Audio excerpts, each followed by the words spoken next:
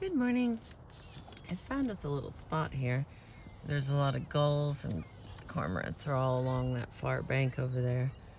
When I was here recently, an eagle shows up and terrorizes everyone and has a few fights. So I thought maybe by being here while everyone's calm, we might get to catch the eagle with their delightful personalities.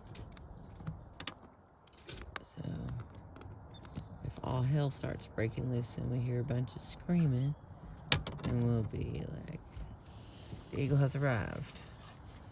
Otherwise, we'll just watch them float around and holler at each other.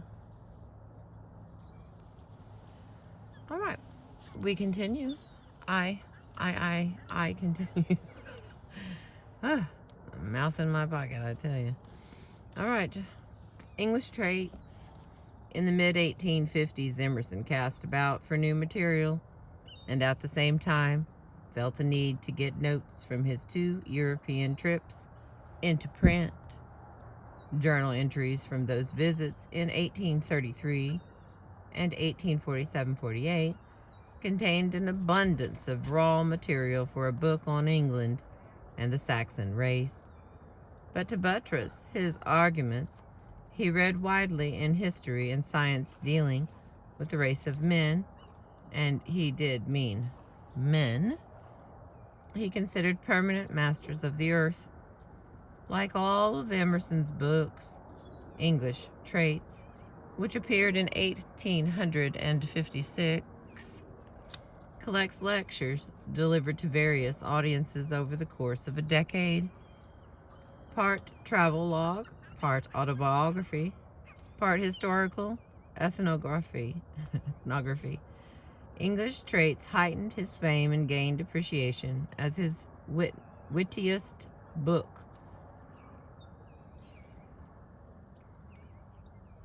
Its popularity endured well into the 20th century, when its racial theories began to fall into disrepute. Ideas about Saxons and the English people had long percolated in the United States. In his 1835 lecture, Permanent Traits of the English National Genius, Emerson called attention to the similarities in Americans and Englishmen's appearance: the red and white complexion, blonde hair, blue eyes, and tall stature, and without doubt ferocious manhood, all admirable traits, quite unlike those of the small and dark Celts, obviously for Emerson Asiatic in origin. These ideas reappeared in his 1843 lecture titled Genius of the Anglo-Saxon Race, and in 1852 and 53 in Traits and Genius of the Anglo-Saxon Race and the Anglo-American.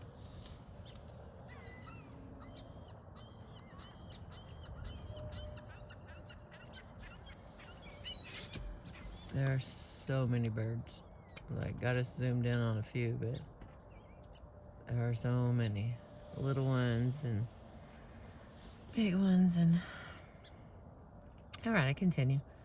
These oft-repeated lectures made a ready audience for English Traits. Within 3 months of publication, 24,000 copies were in print in the United States and Great Britain, and the book was widely and positively reviewed. Despite its blatant English-Saxon chauvinism, or perhaps because of it, English Traits attracted readers of various political persuasions and racial backgrounds. Charlotte Fortin, for instance, the daughter of wealthy black Philadelphians, and a 19 let me try that again. Charlotte Fortin, for instance, the daughter of wealthy black Philadelphians, and at 19 an abolitionist in her own right, championed the book. Fortin, who was living in Massachusetts at the time, bought the book and finished reading it within 3 weeks of its publication. In February of 1857, Fortin went to hear Emerson speak on the topic Works and Days, which she found enlightening, and the person of Emerson intimidating. She liked it, she said, very much. The author's views of English character are far more liberal than those of American travelers generally. He evidently appreciates dear old England, and loving her as I do, I like his book and thank him for it with all my heart. The anti-slavery U.S. Senator from Massachusetts, Charles Sumner, joined Fortin and many other Americans in rampant Anglophilia. He pronounced himself attracted by famous London town, which he considered downright bewitching. However, clear-minded they may have been about the shortcomings of American society, New Englanders went gaga over the English.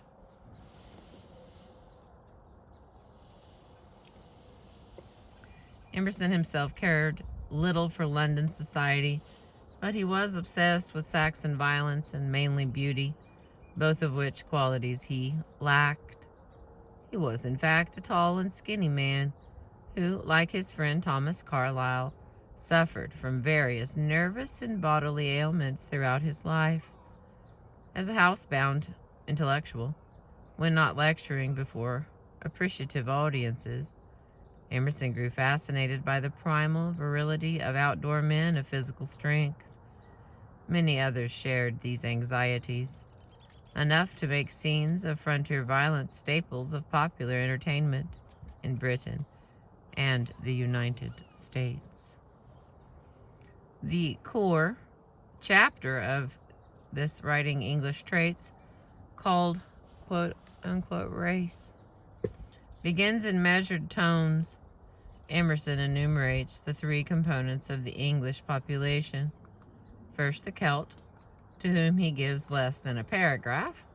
Second, the German, also briefly noted. And third, the Northman. The balance of the chapter revels in ancient Viking history, dominated by traits of personal beauty and bloodthirstiness. In the remainder of English traits, race becomes ever more defined. The English race may be mixed, but even so, racial stock determines national destiny. Here's some quotings. The early history of each tribe shows the permanent bias in King Alfred the Great of Wessex. In the Northman, one may read the genius of the English society. Emerson's use of breeding terminology like stock anticipates the vocabulary of 20th century eugenics.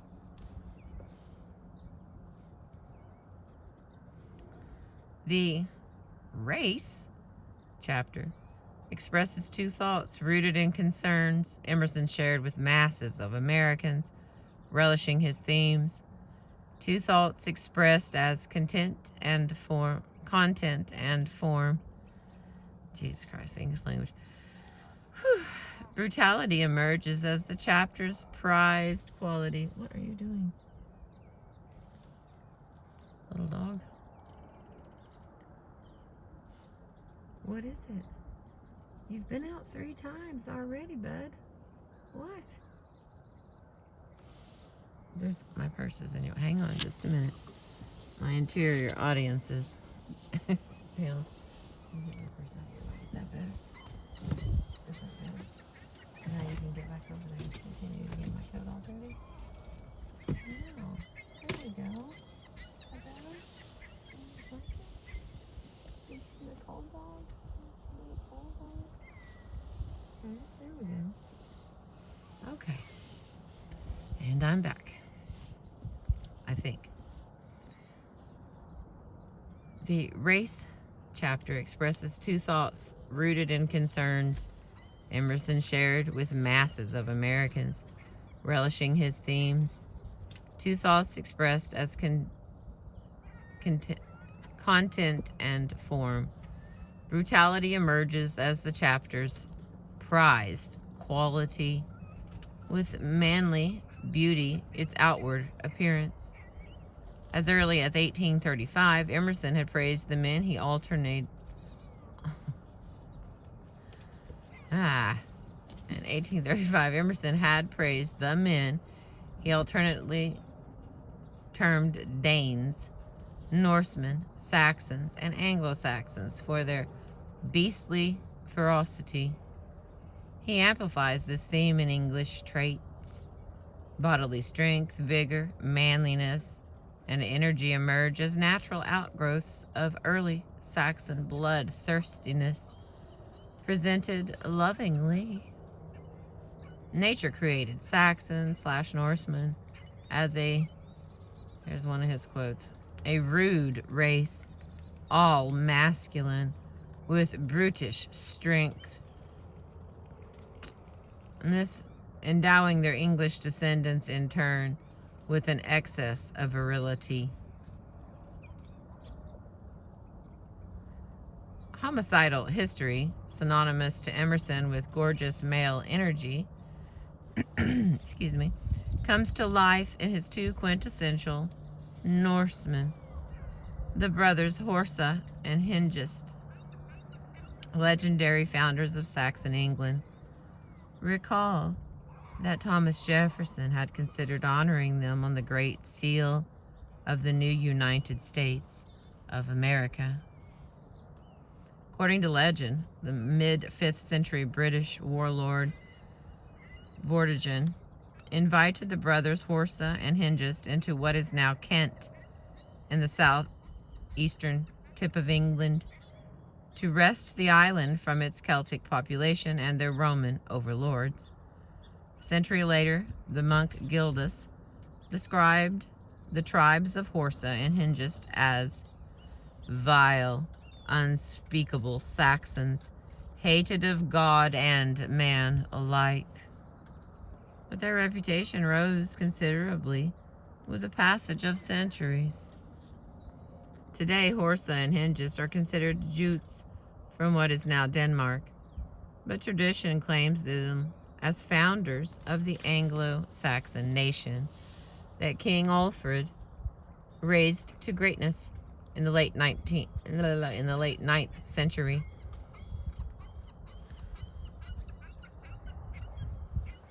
Emerson ignored particularities of geography and lumped together Norsemen, Jutes, and Saxons as marvelous Scandinavian pirates. Here's some more of his quoting. A rude race, all masculine, with brutish strength. Let buffalo gore buffalo, and the pastures to the strongest. Staying over the top, Emerson reveled in the Saxon, Jute, Norse brutality he had discovered in Samuel Lang's translation of Chronicle of the Kings of Norway. A little side note on that.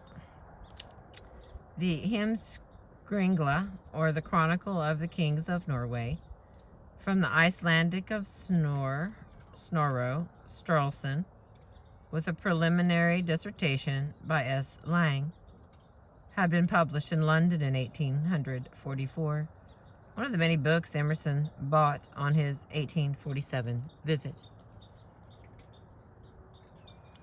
Okay. Though the term Norseman usually referred to people of the far north, that is, to Dark Age Scandinavians in general, Emerson, by drawing on the Heimskringla, would seem finally to focus on Norway as the homeland in his theory. Actual German Saxons, in fact, hardly appear in English trades, because with the exception of Goethe, Emerson questions Germans' fitness to serve as models of any sort. Along with the Asiatic races, he said, back in 1835, Germans lack the racial constitution for political greatness, sharing as they do Asians' political impotence out of a defect of will. Norsemen supply the bony figure of the Englishman American's ancestor.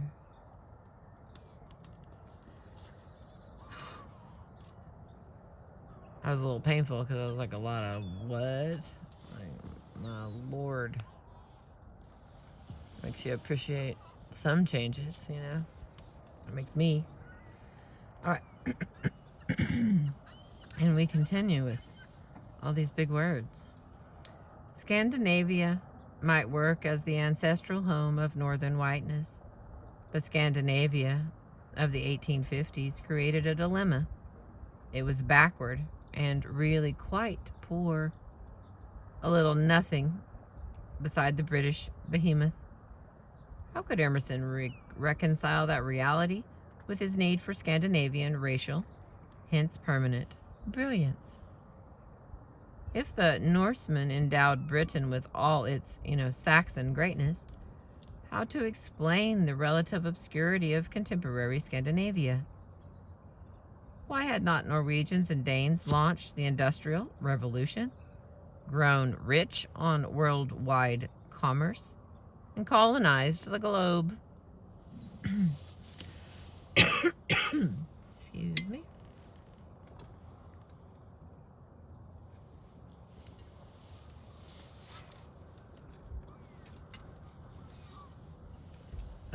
That's funny to me. It's like, why didn't they do that? It reminds me of that, like, when you're like a young, well, I had a lot of family, but fairly young, and someone says, you're like, oh, I love this, and they go, then why don't you marry it? And, I'm getting a real, what is that, like a 6th grade vibe on that? If they were so great, then, why didn't they do everything? No. My daddy can kick your daddy's butt kind of thing. Okay, here we go. As a side note, that is not written here. Just need to be real clear. I don't even think in some of these level of words. Okay. Here Emerson resorts to a favorite metaphor. The fruit tree. Scandinavia, he surmises, lost its best men during the Dark Ages. Lost them to England and never recovered. Here's some more quotes of his. The continued drought of the best men in Norway. The continued drought of the best men in Norway, Sweden, and Denmark to their piratical expeditions exhausted those countries, like a tree which bears much fruit when young, and these have been second-rate powers ever since. The power of the race migrated and left Norway permanently exhausted. It is a lame theory, and Emerson does not lean on it heavily. For his purposes, recent history of his Norsemen in Scandinavia need not loom large. The early days sufficed. Consider his affection for obscure Norwegian kings and princes. These Norsemen, okay, here's some more quotes.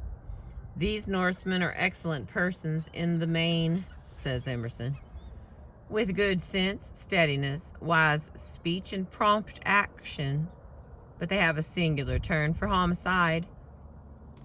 Then, in the spirit of great good fun, he goes on to detail their amusements.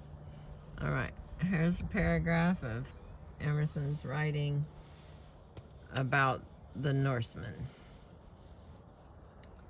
All right, my man voice. Their chief end of man is to murder, or to be murdered. Oars, scythes, harpoons, crowbars, peat knives, and hay forks are tools valued by them all the more for their charming aptitude for assassinations. A pair of kings after dinner will divert themselves by thrusting each his sword through the other's body, as did young Van Alf. Another pair ride out on a morning for a frolic, and finding no weapon near, will take the bits out of their horse's mouth and crush each other's heads with them, as did Ulrich and Eric. The sight of a tent cord or a cloak string puts them on hanging somebody. a wife or a husband, or best of all, a king. If a farmer has so much as a hay fork, he sticks it into a king dag. King Inglade finds it vastly amusing to burn up half a dozen kings in a hall after getting them drunk. Never was poor gentleman so surfeited with life, so furious to be rid of it as the Northman. If he cannot pick any other quarrel, he will get himself comfortably gored by a bull's horns like Ingol, or slain by a landslide like the agricultural king Onud. Well,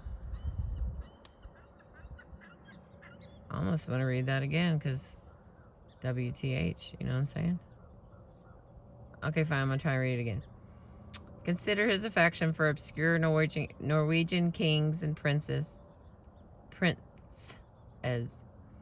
These Norsemen are excellent persons in the main, says Emerson, with good sense, steadiness, wise speech, and prompt action. They have a singular turn for homicide. Then, in the spirit of great good fun, he goes on to detail their amusements. Their chief end of man is to murder, or to be murdered, or scythes, harpoons, crowbars, peat knives, and hay forks are tools valued by them all the more for their charming aptitude for assassinations. A pair of kings, after dinner, will divert themselves by thrusting each his sword through the other's body, as did Yngve and Alf. Another pair ride out on a morning for a frolic, and finding no weapon near, will take the bits out of their horse's mouth and crush each other's heads with them, as did Ulrich and Eric. The sight of a tent cord or a cloak string puts them on hanging somebody, a wife or a husband, or best of all, a king. If a farmer has so much as a hay fork, he sticks it into a king dag.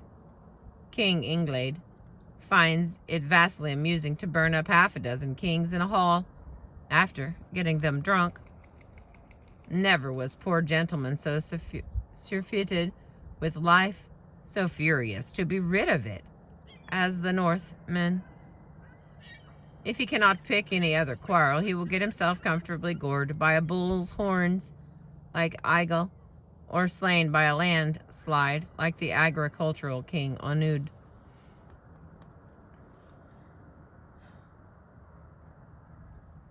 Wow. And I continue. Beauty and strength, strength and beauty, entwined they thread through English traits, the writing. On succeeding pages, Emerson praises the fair Saxon man as handsome 3 times and associates him with beauty 4 times.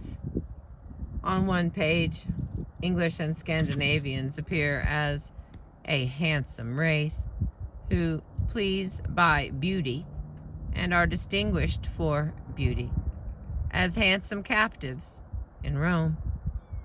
In support, Emerson notes frequent references to the personal beauty of its heroes and in the Heimskringla. Emerson's often repeated notion that races could exhaust themselves enjoyed currency well into the 20th century and reappears as the possibility of unspent races in the 1923 essay by the cultural pluralist Horace S. Kalin. What are you doing?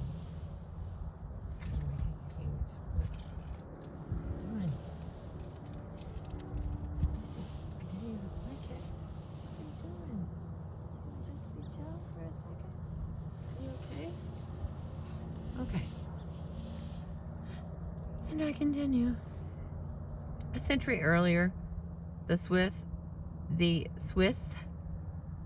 physiognomist Lavater had maintained that outer beauty betokens inner qualities. And Emerson repeats this conviction in English Traits. The, quote, English face, he says, combines decision and nerve with the fair complexion, blue eyes, and open and florid aspect. Hence the love of truth, hence the sensibility, the fine perception and poetic construction.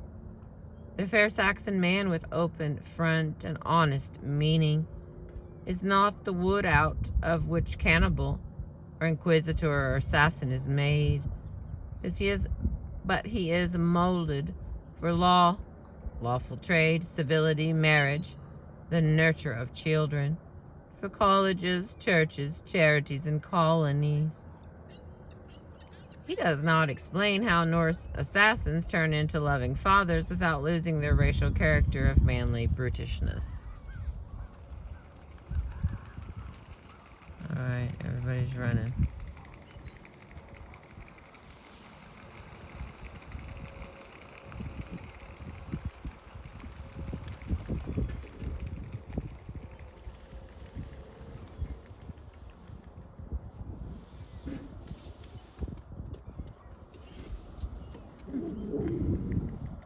Such enthusiasm for physical attractiveness recalls Johann Friedrich Blumenbach's hymns to his lovely Georgian skull. Although in Blumenbach's case, the skull was female. Such a progression came naturally to Emerson, educated at the hands of the Germantics, Mary Moody Emerson, George Tickner, and Edward Everett, and immersed in Goethe, all enamored of ancient Greeks as paragons of beauty. Emerson read Goethe's essays on Winckelmann in 1850.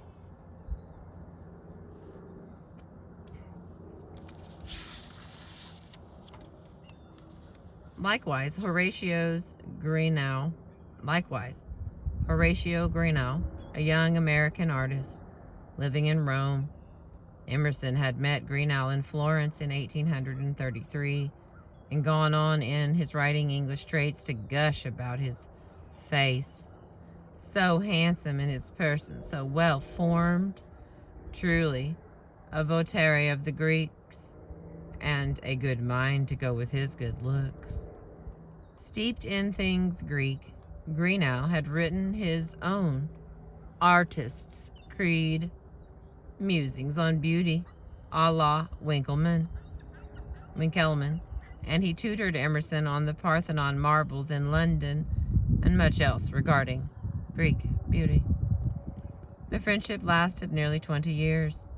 Emerson had Greenough over for dinner shortly before the younger man died of brain fever. The friendship lasted nearly 20 years. Emerson had Greenough over for dinner shortly before the younger man died of brain fever in late 1852, at the age of only 47. Emerson never fetishized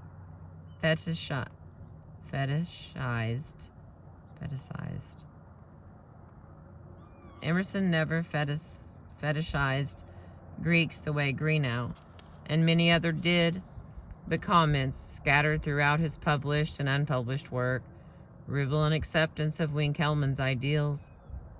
In September of 1855, for instance, he dedicated a new cemetery in Concord by praising the Greeks who, quote, loved life and delighted in beauty, unquote.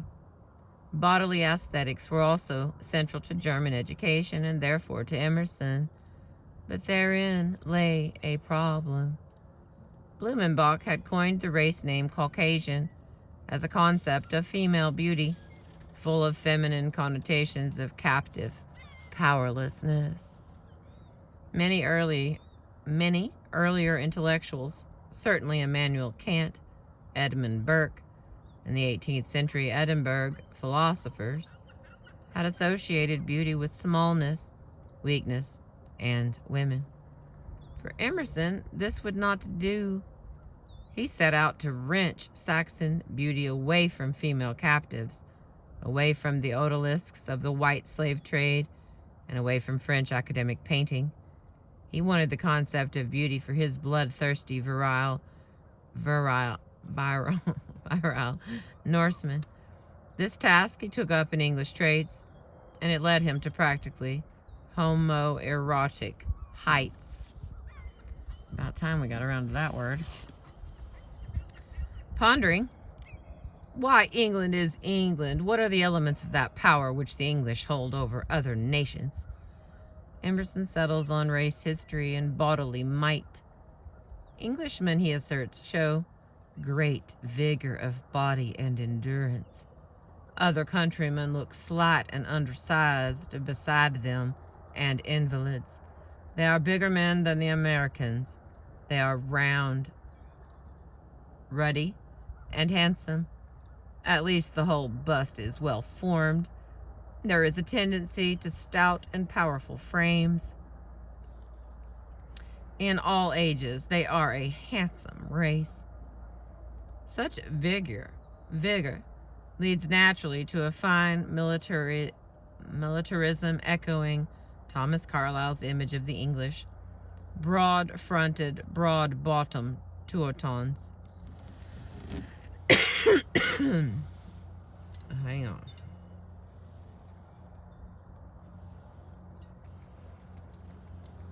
Hurts me to say all that out loud sometimes.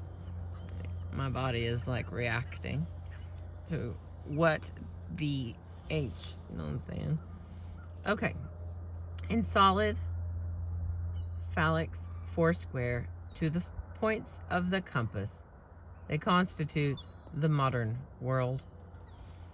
Such bluster may strike the reader as odd.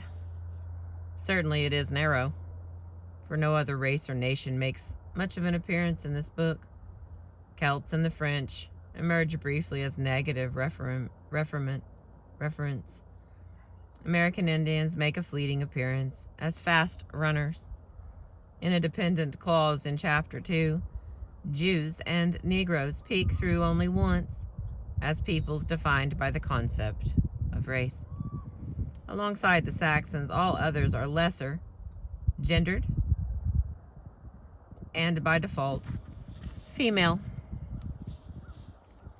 Behind these judgments lay a fear that Americans had already fallen away from their mother countries, their fathers' lands, standard of greatness. Emerson did not originate this thought. George Louis Leclerc, Commandant de Buffon, led a school of European naturalists who contended that animals degenerated in the Americas. In Volume 5 of his 36-volume Histoire Naturelle from 1749 through 88, Buffon, presents a theory of American degeneracy, asserting the nature in America is, quote, weaker, less active, and more circumscribed in the variety of her productions, unquote. This kind of slur cut deeply and cried out for refutation.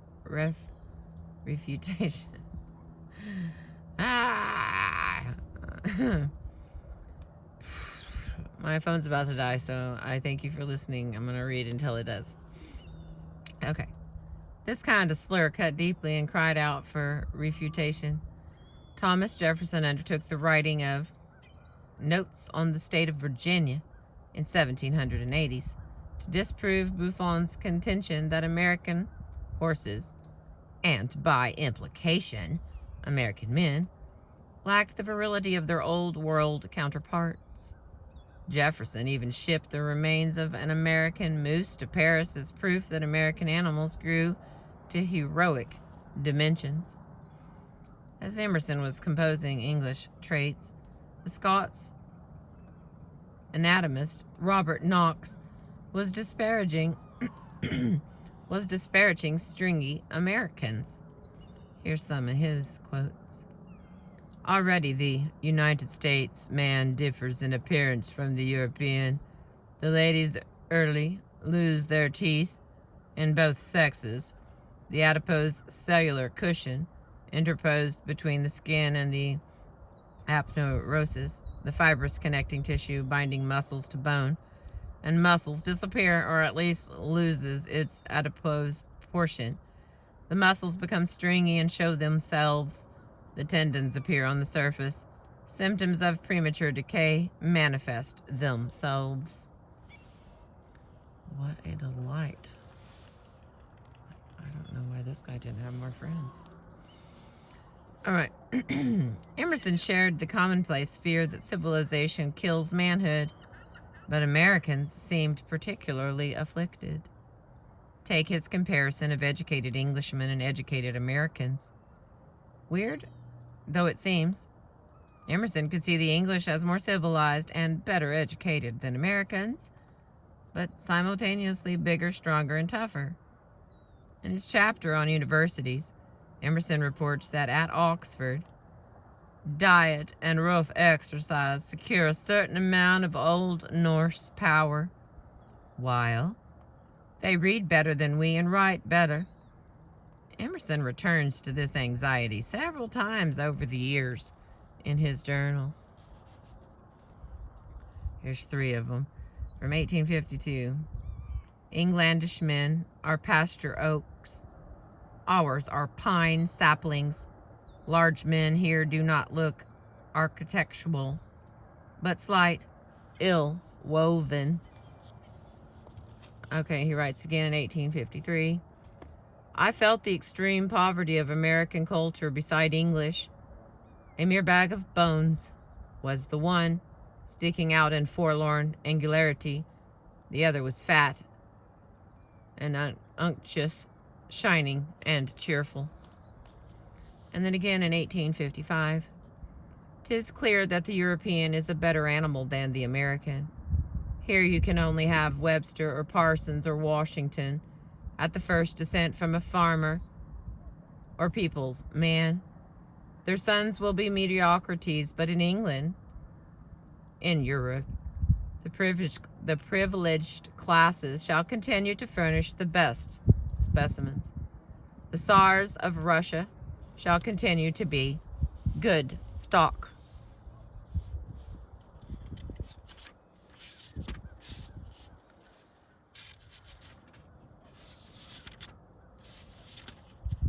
There's just no way I'm going to finish this. Unwittingly, perhaps, Emerson connects the state of American masculinity to class. In his writing Self-Reliance, his most often quoted essay, he steps out of his own Concord and Boston-based Harvard education, history, to identify with those less educated and to contrast the brute rage of the multitude of common people with the decorous and prudent anger of the timid, feminine, college-educated, and cultivated classes. One rough, sturdy lad from New Hampshire or Vermont who tries everything and has no fear of failure, is worth 100 of these city dolls, and the brutes at the bottom of society easily overwhelm the feminine rage of their betters. Such philosophical noodling required a good deal of tortured analysis, even self-hatred. His definition of education, for instance, contains a regional dimension. Emerson began teasing out the characteristics of Southerners in the 1840s, when Southern belligerence over slavery began to roil the nation's politics and those of his state of Massachusetts, divided as it was between upholders and opponents of slavery. Rising sectional tensions in the wake of the annexation of Texas as a slave state in 1845, and the immense territory acquired after the defeat of Mexico in 1848, pushed along Emerson's perception of innate differences between Northerners and Southerners. Boston, indeed all of New England, served as synecdoche for the North, in Emerson's concept, a smarter but weaker race than Southerners. Southerners, meaning white male slaveholders, appear strong and more brutal, but plainly lacking in intelligence. In terms of manhood, the balance between smart and strong tips against northern opponents of slavery. In 1852, even as Emerson deplores the success of pro-slavery forces, he surmises that democracy carry the country because they have more virility, just as certain of my neighbors rule our little town quite legitimately, by having more courage and animal force than those whom they overbear. Once again, Emerson was undermining his own claim to manliness in the construction of this nutty but commonplace notion. Emerson may not have invented such stereotypes, but certainly his intellectual prestige lent them weight and longevity. That New Englanders were smarter and better educated than Southerners appeared a reassuring fact in light of the looming conflict. But for Emerson, Southerners' brute strength embodied a kind of savage masculinity. Westerners, those living beyond the Appalachian Mountains, did not figure in Emerson's philosophy until his first Western tour in 1850. His 8 lectures earned him $500 each, money that drew him west several times more and engraved Western men in his consciousness as a special type of Saxon. In a way, Emerson saw white Western American men as a sort of Southern American tribe writ large, one possessed of more vitality than the Eastern tribe by dint of its closeness to the land. Alright, I only have a couple more pages, but we're not going to make it. It's already hollering at me. So I will pick up as soon as I can get some charge on us. I have about, it looks like 5 pages. So that makes 10. Crystal's math. But I will finish this one, hopefully today. I appreciate you. Thanks for hanging with me. Thanks for letting me read to you. Have a beautiful day.